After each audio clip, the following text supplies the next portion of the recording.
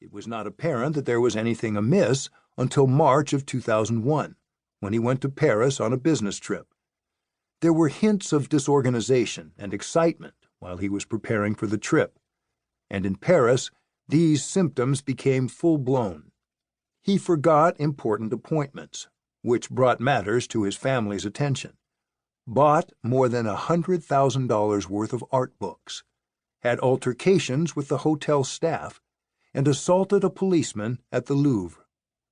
This precipitated his admission to a French psychiatric hospital, where he appeared grandiose and disinhibited, and confessed that, unknown to anyone else, he had increased his prednisone dosage to 5 times his original prescription. He had been at this elevated dose for at least 3 months. Clearly, this high dosage had produced what is known as a steroid psychosis, and Mr. K was diagnosed as having a manic episode with psychotic features. He was put on tranquilizers for the mania, and his prednisone dose was reduced to the original 10 milligrams twice a day. But this had little effect, and after some days in the French hospital, still noisy and disinhibited, he was returned to New York on April 30, 2001, in the company of a physician.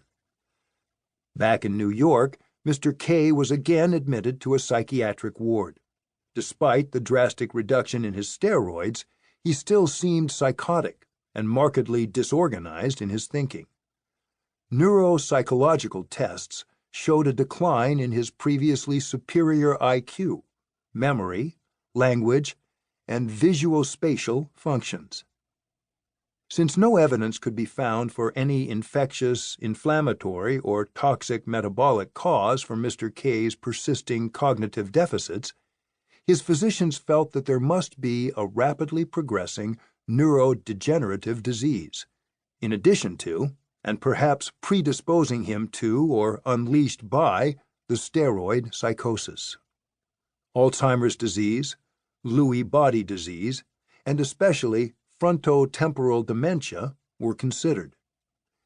MRI and PET scan imaging of Mr. K's brain revealed reduced metabolism bilaterally, an inconclusive finding, but one that, together with his neuropsychological tests, was compatible with early dementia.